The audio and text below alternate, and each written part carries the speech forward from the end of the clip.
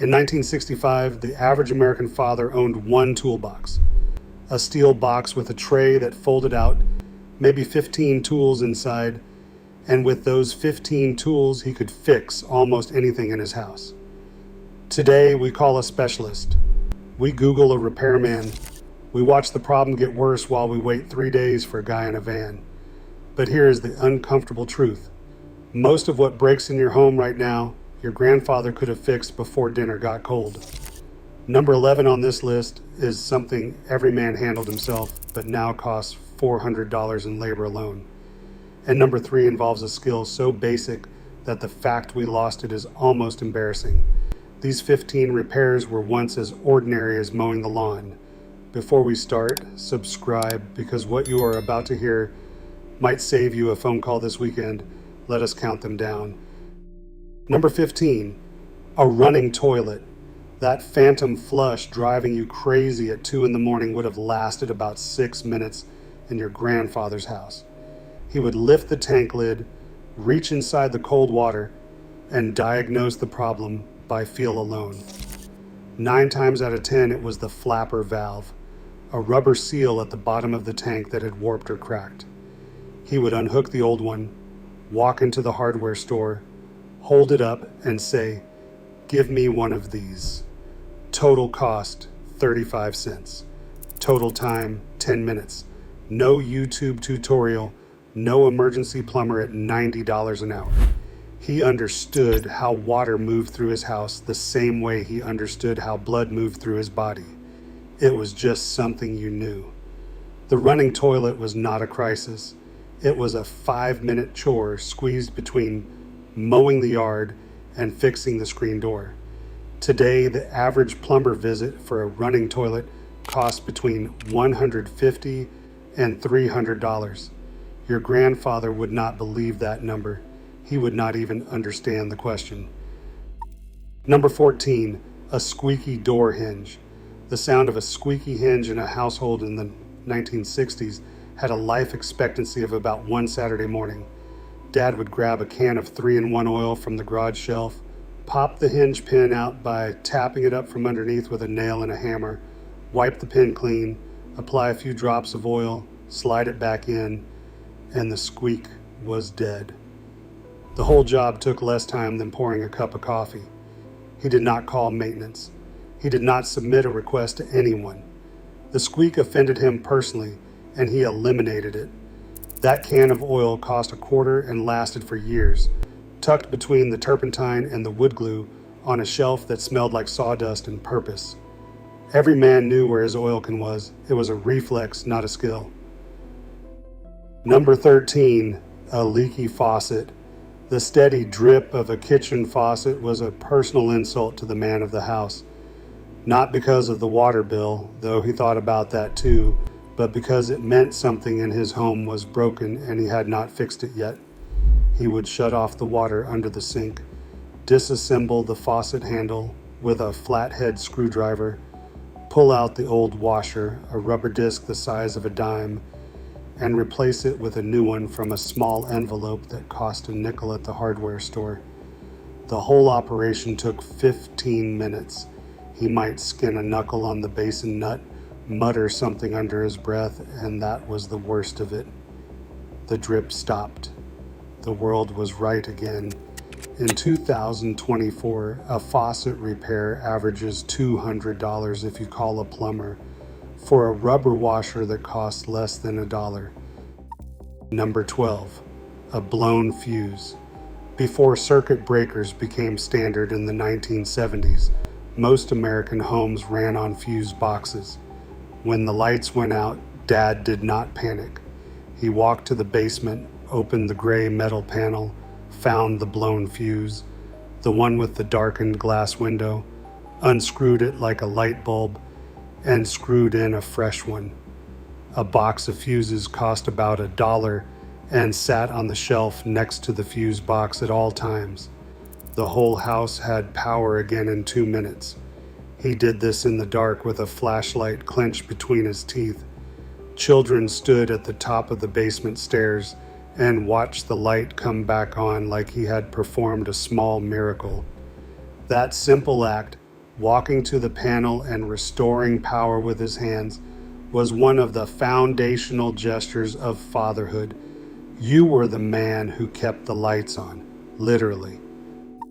Number 11, a clogged drain. When the kitchen sink backed up, your grandfather did not call a plumber. He reached under the sink, placed a bucket, and disconnected the P-trap with his bare hands or with a pair of channel locks. He cleared the blockage, usually a wad of grease and food scraps, reassembled the pipe, and ran the water. Done. If the clog was deeper, he had a hand-cranked drain snake coiled on a hook in the garage. He would feed it into the pipe, turn the handle, break through the obstruction, and pull it back out. The snake cost about $3 and lasted decades. He would rinse it off with the garden hose, coil it back up, and hang it on the same nail.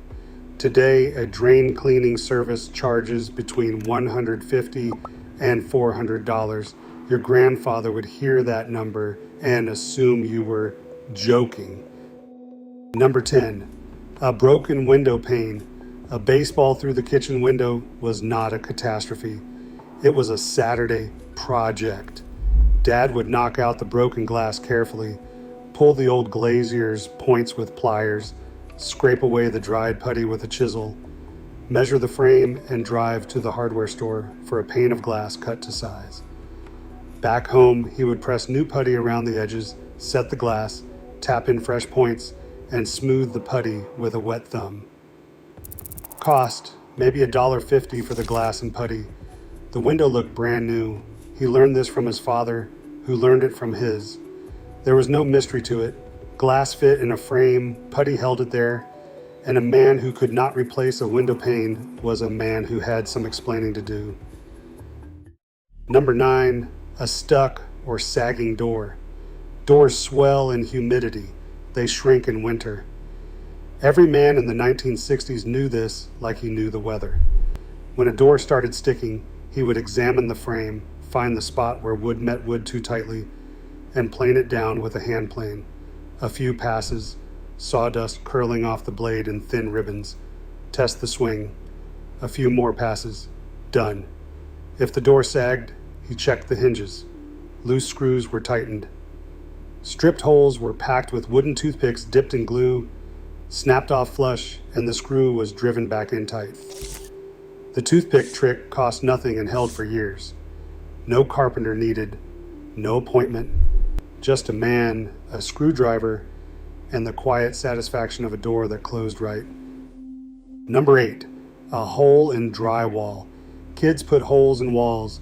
Doorknobs punched through drywall when doors swung too hard. Your father did not call a contractor.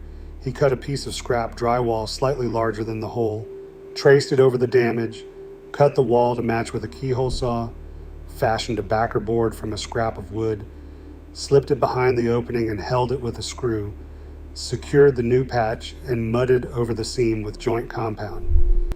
He sanded it smooth after it dried, and then he repainted the area.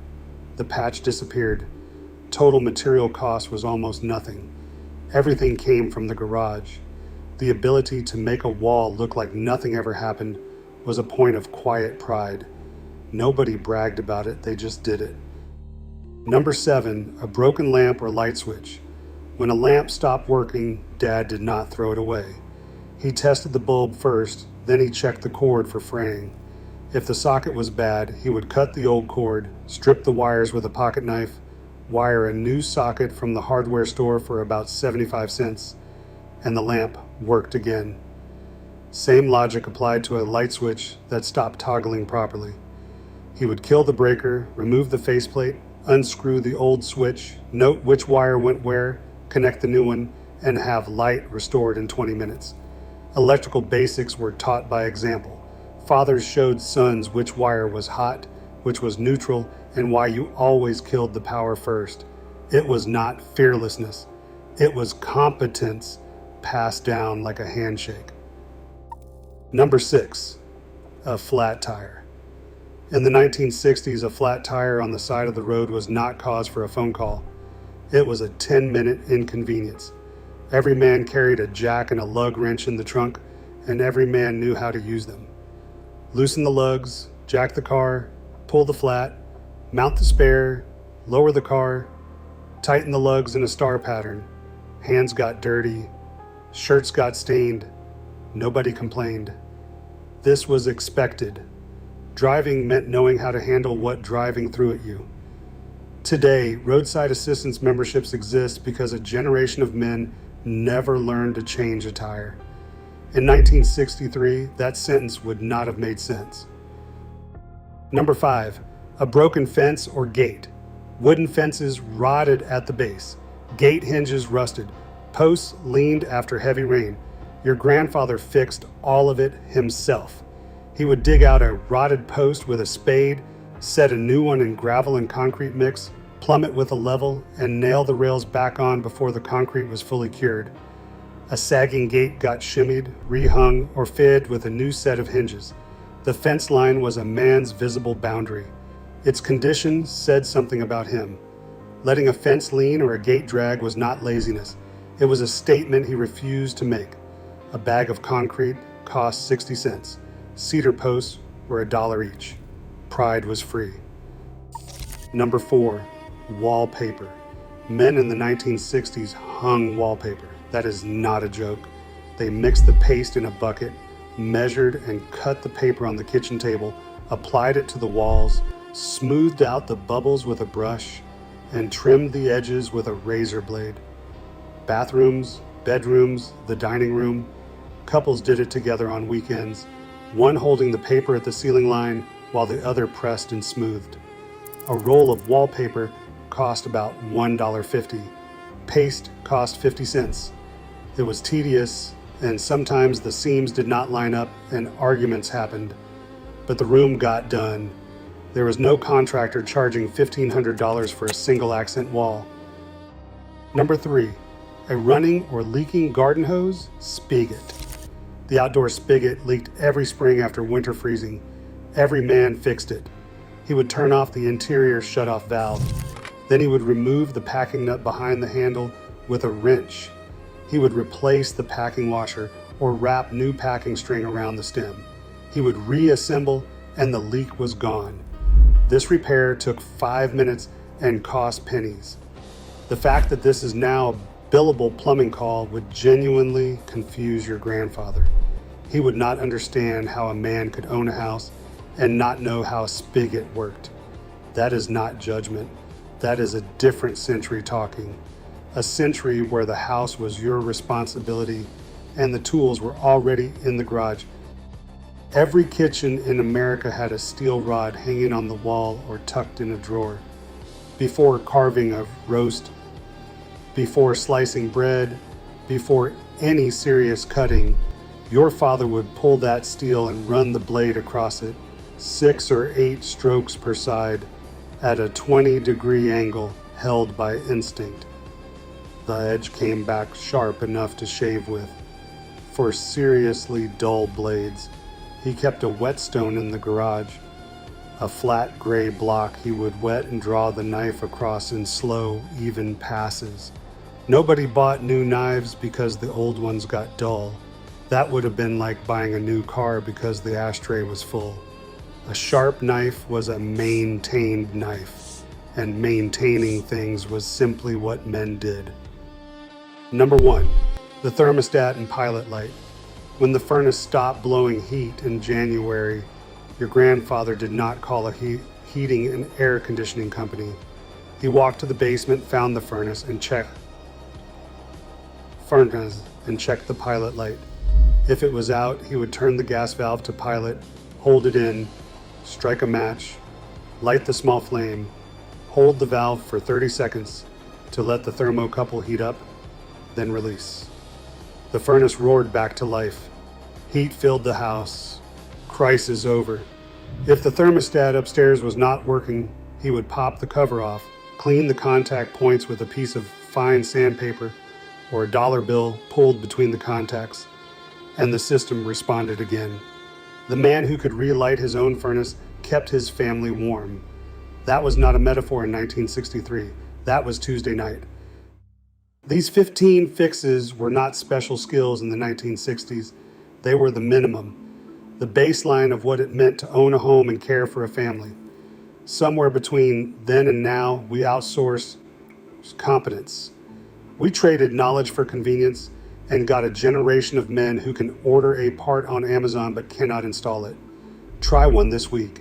Fix the drip, sharpen the knife, change the tire. See how it feels to solve a problem with your own two hands. Your grandfather already knows.